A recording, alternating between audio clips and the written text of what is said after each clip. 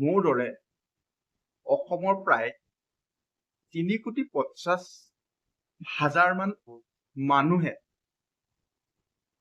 এটা কথাই বুকুত লৈ জীয়াই আছে, আশাৰে বাট চাই আছে যে জুবিন দাই ন্যায় কেতিয়া পাব। কিয় ইমান সময় হৈছে জুবিন দাক ন্যায় দিয়া? কিছুমান কথা সামাজিক মাধ্যমত নিউজ মিডিয়াই হওক বা কন্টেন্ট ক্ৰিয়েটাৰ সকলেই হওক পোষ্ট কিছুমান শ্বেয়াৰ হৈছে য'ত স্পষ্টভাৱে উল্লেখ কৰা আছে যে শেখৰ গোস্বামী কি কৈছে, সিদ্ধাৰ্থ শৰ্মাই জুবিন দাক বিষ-পান কৰাইছে। সেই কথাখিনি তেওঁ এতিয়া কিয় ব্যক্ত কৰিছে?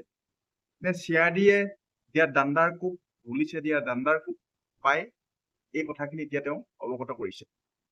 কিমানকেইটা ভিডিঅ', কিমানকেইটা ষ্টেটমেণ্ট দেখিলো য'ত তেওঁ কানি কানি বহু কথা বৰ্ণনা কৰিছে। ঠিক আছে, তেওঁ এতিয়া বৰ্ণনা কৰিছে মানি লৈছো, কিন্তু যিদিনা তেওঁলোকে সাগৰৰ মাজলৈ গৈছিলেগে সেই আকৰাতিৰ কথা তেওঁ কৈ আছে, আকৰাতি বিষ-পান কৰাইছে। তেওঁ যদি গম পাইছিলেই তেওঁ ডক্তৰৰ সহায় নললে কিয়? তেওঁ যদি গম পাইছিলেই তেওঁ জুবিনদাৰ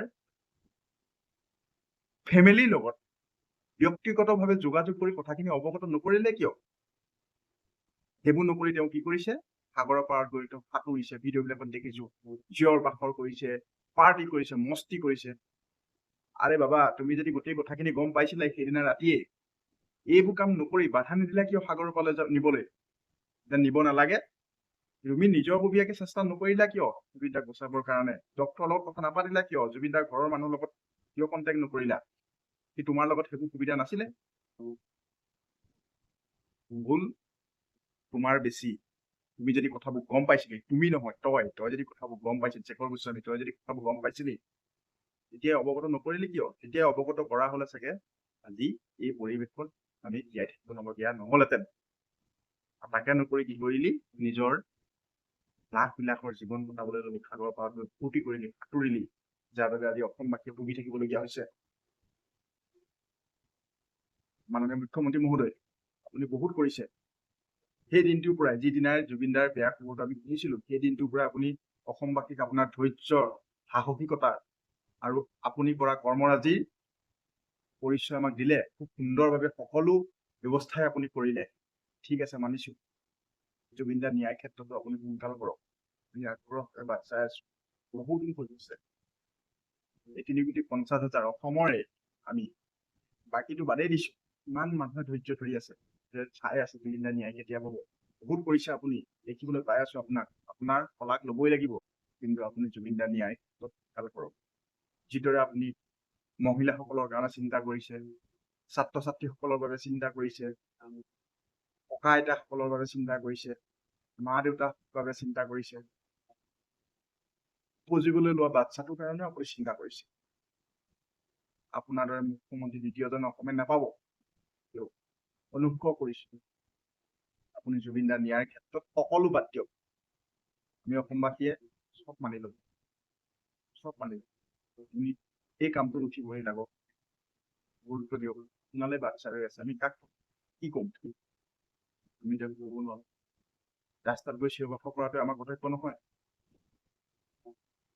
আমাক ন্যায় লাগে এইদৰে আমি কৈ থকাটো আমাৰ কৰ্তব্য নহয়। আইন কানুন আপোনালোকৰ হাতে আছে, আপোনালোকে কৰিব পাৰিব। যিকোনো ব্যৱস্থাৰে সোনকালে জুবিন দাক ন্যায় দিয়াৰ ব্যৱস্থা কৰক। আগ্ৰহে বাট চাই আছো। ফেচবুক, ইউটিউব, টিভি সদায় ৰাতিপুৱা গধূলিয়ে মেলক জানোচা কিবা এটা তেনেকুৱা সংক্ৰান্তত বাৰ্তা আহিছে, জানিবলৈ পাৰিছো। এজনকো ৰেহাই নিদিব। কিন্তু আমি অসমৰ জুবিন দাৰ ফাংচন হওক বা জুবিন দা আহিছে বুলি ক'লে ইমান এটা সুন্দৰ ব্যৱস্থাৰ মাজেৰে জুবিন দাক আদৰি অনা হয় ৰাইজৰ মাজলৈ। সেই ব্যৱস্থাখিনি সেই মহন্তই কিয় নকৰিলে? তেওঁ ইয়াৰ পৰা মাতি নিছে, মাতি নি পেলাই তেওঁক সেইখিনি ব্যৱস্থা কৰাব লাগিছিলে, জুবিন দাক সেইখিনি গাইড দিব লাগিছিলে। অসমৰ সম্পদ দেখি পাইছেনে? এতিয়া জেলত আছে যদিও, লকআপত আছে যদিও, দেখি পাইছেনে কিদৰে ৰাতিয়ে দিনে গৈ ধূপ ধূনা জ্বলাই? সেই সোণাপুৰখন শ্মশান হৈ থকা নাই, সেইখন মন্দিৰলৈ পৰিৱৰ্তন হৈছে, সেইভাগ মন্দিৰলৈ পৰিৱৰ্তন হৈছে। ৰাতিয়ে দিনে মানুহে গৈ তাত ধূপ ধূনা জ্বলাই সেৱা সৎকাৰ কৰিছে, সেৱা কৰিছে। ভগৱান আপোনালোকে ভগৱানক আমাৰ পৰা লৈ গুচি গ'ল।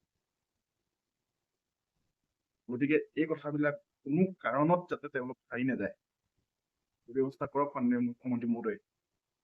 আপোনালোক অতি আগ্ৰহে বাট চাই আছো। আপুনি বহুত কৰিছে আপোনালোকে দ্বিতীয়জন মুখ্যমন্ত্ৰী অসমে নাপায়, আমি স্বীকাৰ কৰিছো।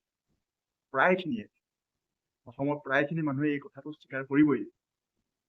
আপোনাৰ কৰ্মৰাজি দেখি, আপোনাৰ ধৈৰ্য দেখি, আপোনাৰ সাহস দেখি। গতিকে এই কথাবিলাকত আমি মানি লৈছো আপুনি দক্ষ এজন মুখ্যমন্ত্ৰী। জুবিনদাৰ ন্যায়ৰ ক্ষেত্ৰত আপুনি সকলো বাদ দি আমি জনসাধাৰণে মানি লৈছো। আপুনি ন্যায় দিয়া ব্যৱস্থা কৰক প্লিজ।